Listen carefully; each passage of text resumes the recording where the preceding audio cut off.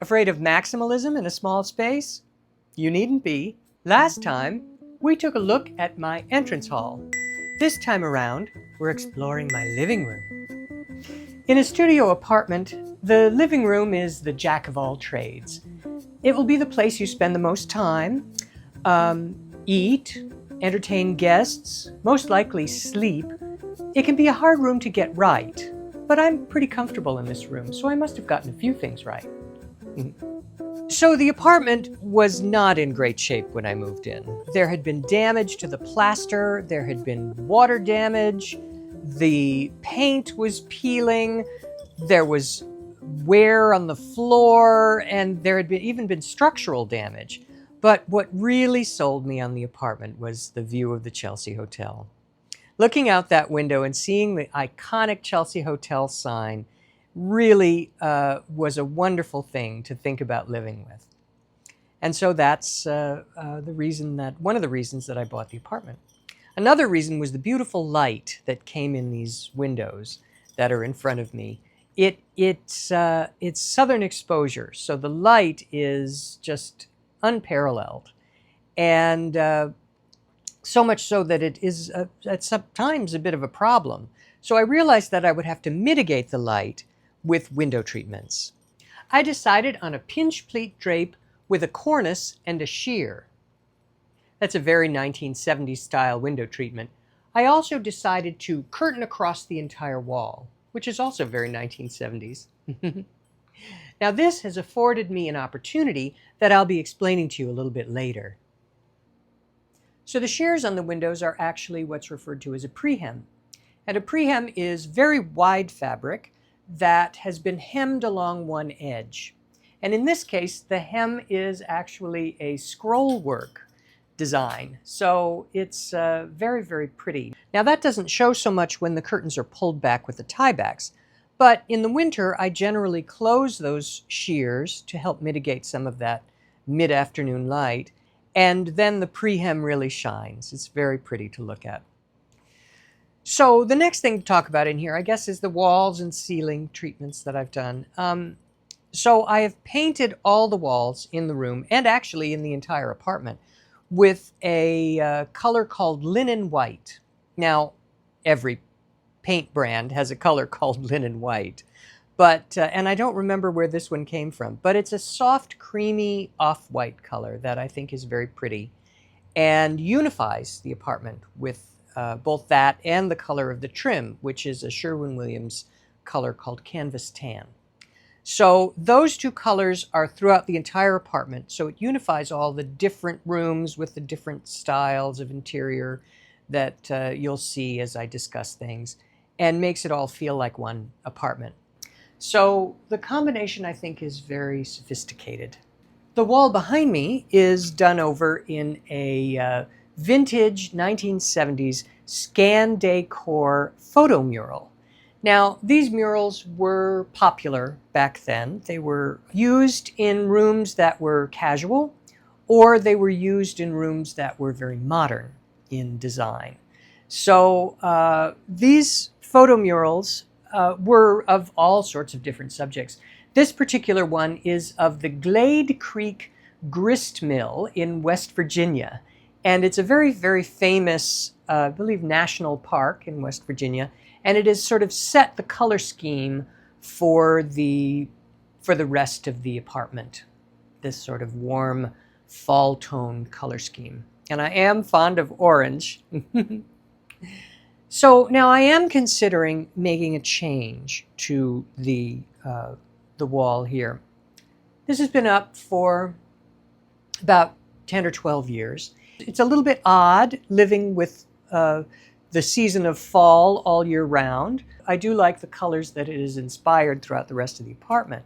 I've found a painting for an extremely good price from Vanguard Studios, which was sort of an art mill back in the 60s and 70s. Did a lot of things for production. They were based in Los Angeles. And they were known for very sort of painterly, expressionistic nature scenes and things like that. Only seen over the very best couches. And so I found this painting, which is of pine boughs, with little pine cones and pine needles and cardinals on it. And so it's a very wintry, almost Christmassy type scene.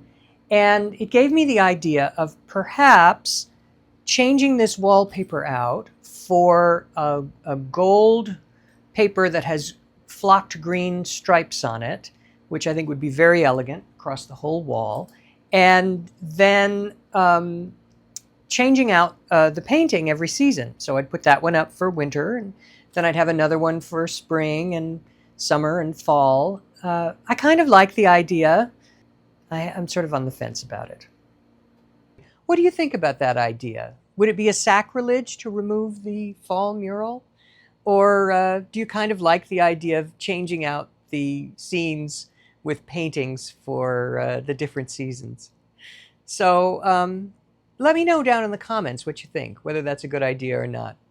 Let's talk a little bit about the furniture in the room. Now, the furniture is really in two different types. This credenza and the hutch here on this wall are sort of large anchoring pieces that ground the room. This credenza has been very helpful in providing storage for me, and it's not that wide, so it doesn't take up that much floor space in a small room. Now behind me is a hutch, and it's really kind of a fun piece because it allows me to display all sorts of wonderful tchotchkes that are interesting to look at and make great conversation pieces. So I've filled the hutch with serving pieces and odd things like a liquor bottle in the shape of a French telephone, and I've even filled it with cones of brightly colored yarn that I used to make tassels for the pillows that we made for my product line. So there are all sorts of different things to look at, and it provides not only useful storage, but also decorative storage that can start conversations. With the traditionalist style of the hutch and the modernist style of the credenza, we set up a very eclectic style of decorating. Now, the wall the hutch is on is one of the things that I changed when I moved in here. The room was actually about 4 feet deeper than it is now, and the wall created a great big closet that allows me to keep my wardrobe here. We don't have time to dive into that now, but I've posted a video over on my Patreon that gives you a tour of the closet and some of its contents. You can find that at patreon.com/Brini Maxwell. Now, the rest of the furniture is light enough to be movable. And it's accomplished with these little furniture sliders, which really make things quick and easy to customize the apartment to any use that I need to put it. You just tuck these under the legs and the furniture will slide around the room just like nothing. So easy. Now, you may be wondering why everything other than the case goods is in the middle of the room. I am not a fan of scaring furniture up against the walls. I think that it tends to make it look like you're about to host a sock hop. I decided that I wanted to be able to walk around the furniture from all sides. Now that can be a little difficult for things like lamps and telephones that have to be plugged into an outlet. So when I was customizing the apartment, I installed an outlet in the floor, and it's made for a very easy island of usefulness here with the sofa and the table behind it. So the room is usually set up as a living room for the most part. So we have the sofa here, the sofa table behind it, these two little Chiavari chairs behind the sofa table, and this little cocktail table in front of it. And it's a nice setup for the room. Across from that is the dining table. That table does double duty as an end table. Now, there's a precedent for this in 1970s design, especially eclectic design. Many times, designers would take a table of that size and stature and put a cloth over it to the floor, as I have, and use it as a large end table in a living area. And they were frequently invoked for double duty in small spaces like this to create dining tables as well. So that's how I have used this oval table. And the dining chairs look enough like sort of formal living room chairs that I can also use them as side chairs when I am using the room as a living room. It's practical, and it also is period appropriate and I think quite attractive. Now, I've made a cloth for it that is out of the same fabric as the draperies, and I have also made overcloths for it. I've made about 3 of them at this stage of the game. And this is the latest one. It's been on the longest, I think. Now, when it's time to host a little 4-person dinner party, what I do is I pull the table a little further into the room and put it directly under the eyeball light fixture that I installed in the ceiling above it. And that eyeball fixture will create a spotlight on the table, and it makes it sort of a central focus of the room. Then the 2 larger chairs I put on either end of the oval, and then on the other sides I put these 2 chiavari chairs, and it creates a nice little dining area for 4 people. I can even entertain a larger group for a sit-down dinner by reconfiguring the room yet again. So if I want to do that, then I strike that table altogether. I ask a friend if they'll hold it for me overnight, or I put it down in my studio, and then I move the table and the sofa around to the window wall, and I angle it. And then this little table here, little console table between the credenza and the hutch, is actually a convertible dining table. So I pull that out, and then I place that where the sofa was, and I pull both of the leaves up, and I can seat 6 people for dinner. So it's really a very effective way to have a larger dinner party for holiday dinners and things like that. Now, if I'm going to be having people over for a movie night, or I just want to watch some TV, this is where that dual purpose of having the drapes run all the way across the wall comes in. I just part the drapes in the center of the wall between the windows and pull the TV out, which has been attached to the wall on an articulated arm in the center of the TV, so it can pull out and then the curtains can close back behind it again. It makes for a very effective way to conceal the television when I'm not watching it, and also make it look, I think, rather attractive when I am using it. It seems to be floating in front of the wall of curtains, which is a nice effect, I think.